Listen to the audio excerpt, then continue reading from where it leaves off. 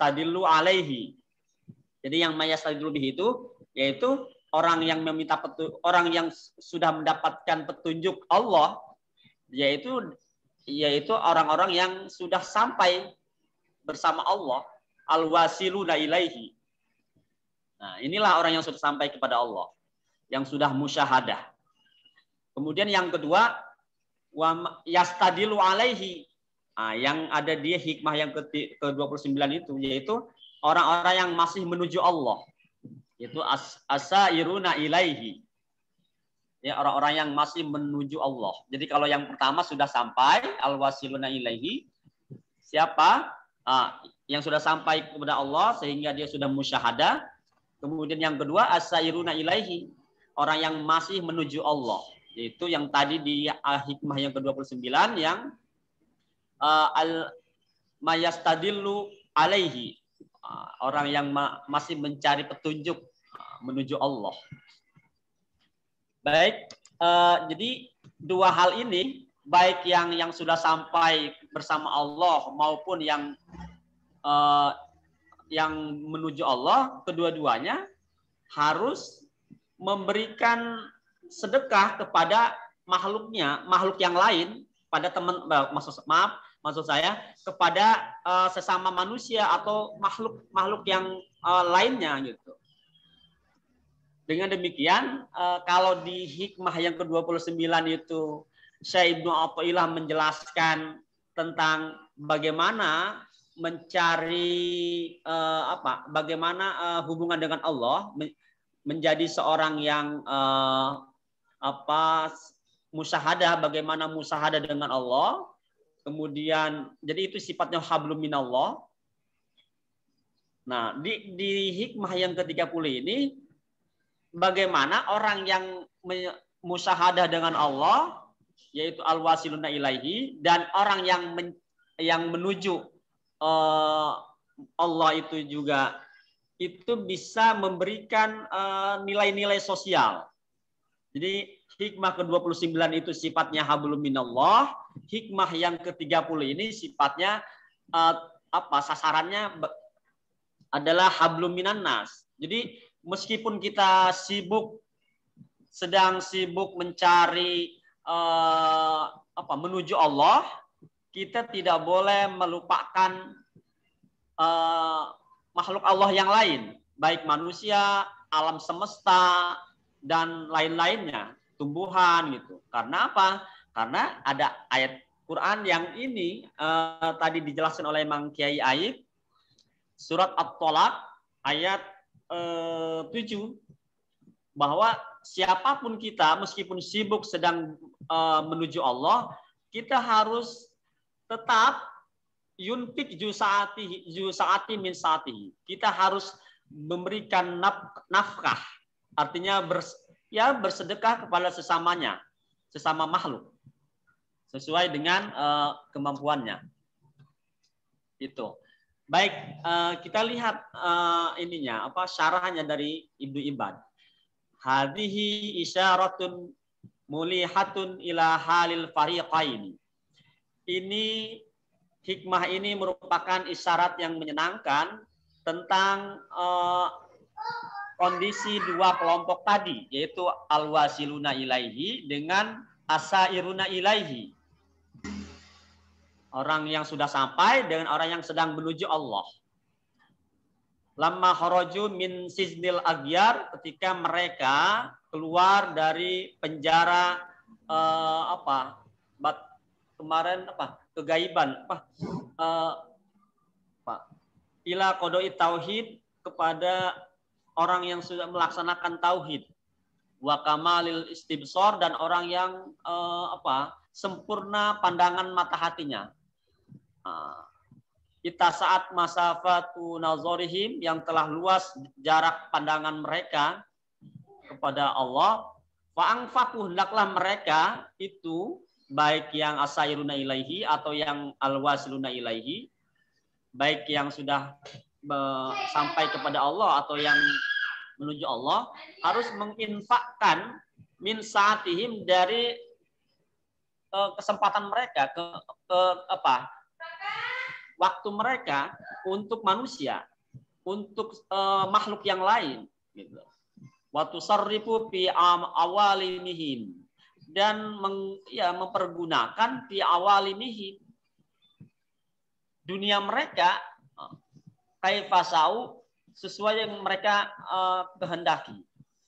Jadi kita meskipun sibuk bersama Allah atau menuju Allah harus tetap meninfakkan waktu kita atau menginfakkan potensi yang sudah dimiliki kepada sesama makhluk.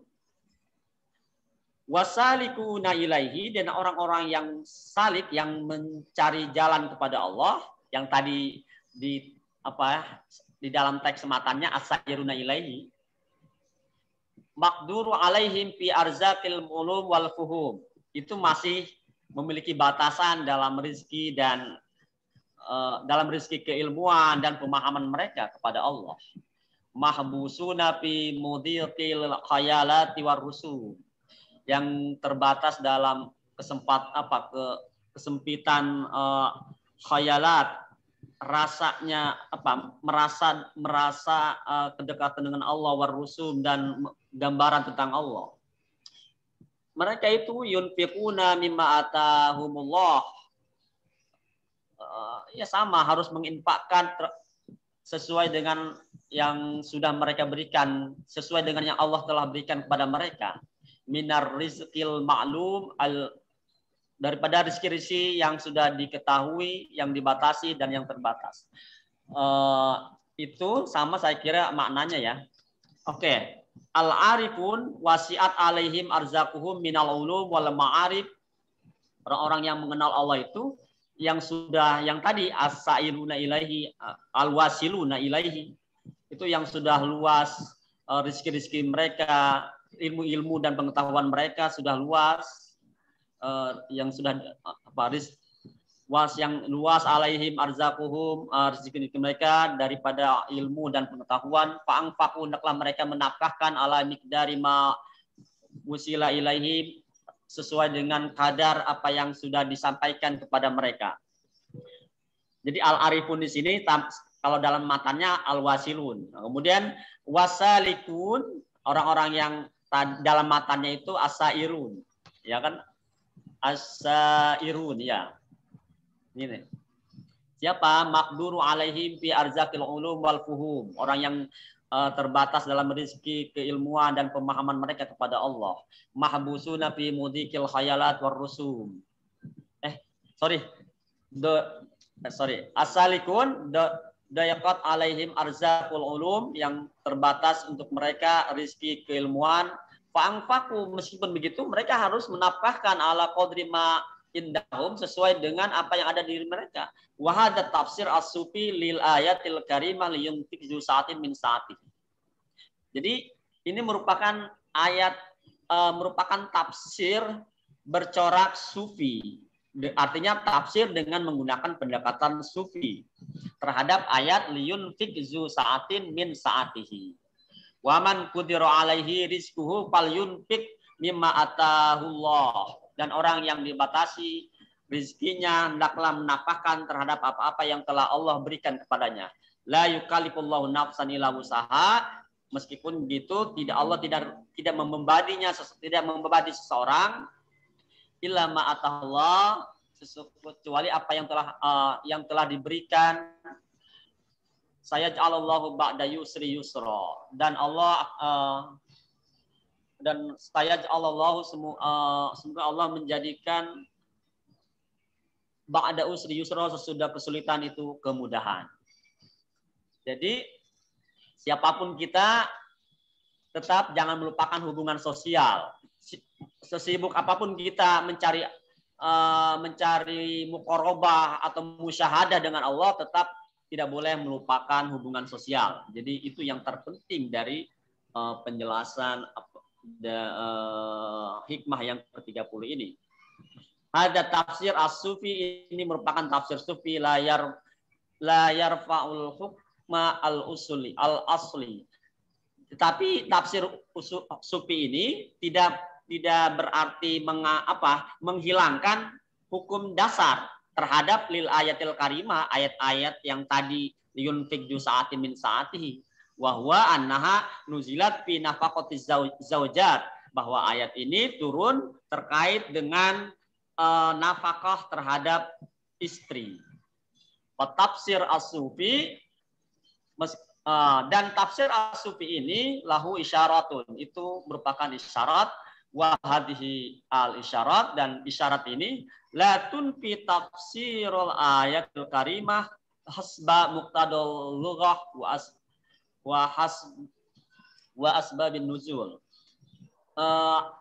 Tafsir Sufi ini tidak menghilangkan tafsir ayat Quran secara kebahasaan dan asbabun nuzul. Ya, itu dalam teori ilmu tafsir kita tahu bahwa tafsir itu nggak boleh bertentangan dengan kebahasaan dan tidak boleh bertentangan dengan makna asbabun nuzul. Nah, artinya tafsir Sufi tadi tidak menghilangkan makna-makna konteks ayat itu, yaitu konteksnya menafkahkan istri. Ya. Dalam teori tafsir kita kenal al-ibarah bi umumil lafaz la bi khususis sabab, bahwa ungkapan dalam memahami ungkapan ayat itu harus didasarkan kepada keumuman lafaz, la bi khusus sabab, bukan sekedar dikhususkan pada satu aspek saja. Kenapa? Karena Al-Quran itu kan petunjuk kepada semua golongan manusia. Tidak hanya orang yang suka tasawuf, atau tidak hanya orang yang terkait dengan ayat tertentu. Misalnya asbabun nuzulnya berkaitan dengan nafkah istri. Bukan berarti itu harus dibatasi kepada nafkah istri saja, tetapi juga kepada secara umum harus dilakukan itu.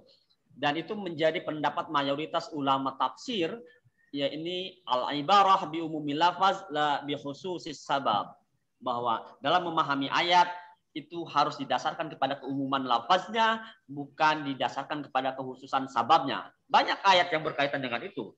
Misalnya ayat tentang ilustrasi tabat siada Abi Lahab wa tab. Itu kan ayat tentang istri Abu Lahab yang yang melawan kepada suaminya. Apakah ayat itu khusus kepada istrinya Abu Lahab? Tentu saja tidak. Kenapa? Karena ayat Al-Quran itu untuk seluruh umat manusia.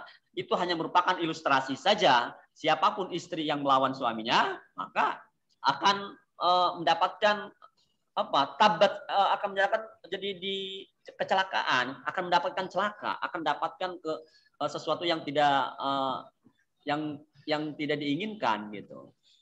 Itulah saya kira apa yang diinginkan oleh pensarah kitab ini, yaitu Ibnu Ibad, ya. Artinya penafsiran corak tasawuf bisa saja dilakukan terhadap ayat-ayat yang berkaitan dengan nafkah suami istri gitu. Sehingga kalimat selanjutnya wa ala zalika fal wazaliman yuhawiluna intiqadat tafsir as-Sufi. Maka tidak ada wajah, tidak ada bentuk liman bagi orang yang yuhawiluna, yang berusaha intiqadat tafsir, menolak tafsir as-Sufi, tafsir Sufi. Fama huwa illa bayanul khususiyah at-ta'bir al-Qur'ani. Itulah fama huwa, tidak ada. Jadi itulah kekhususan tafsir ungkapan Al-Quran, takbir Al-Quran, ungkapan Al-Quran. Duna ayyakuna fihi ta'til li makna syar'i. Bukan berarti membatasi makna-makna syar'i, makna-makna ajaran agama.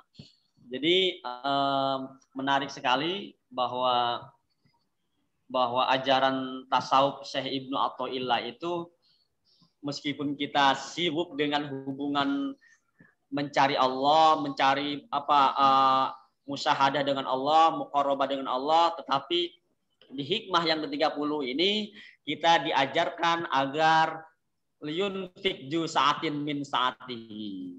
Jadi orang yang sudah sampai kepada Allah, kan tinggal berdoa saja kepada Allah. Misalnya, sehingga kan banyak tuh orang yang datang ke ahli hikmah minta doa supaya disembuhkan. Itu mereka tidak boleh menolak. Jadi kalau nanti Mang Kiai Aib jadi orang yang al-wasilun, maka nggak boleh menolak orang yang datang meminta didoakan. Meskipun misalnya itu mengganggu waktu Mang Kiai Aib dalam bermusyahadah dengan Allah. Nggak boleh. Kenapa? Karena harus mengamalkan ayat ini, liyunfik dzu sa'atin min sa'ati. Demikian Mang dari saya. Mudah-mudahan bisa ada masukan dari mamang-mamang kiai yang lain. Mohon maaf kalau ada kekeliruan. Assalamualaikum warahmatullahi wabarakatuh.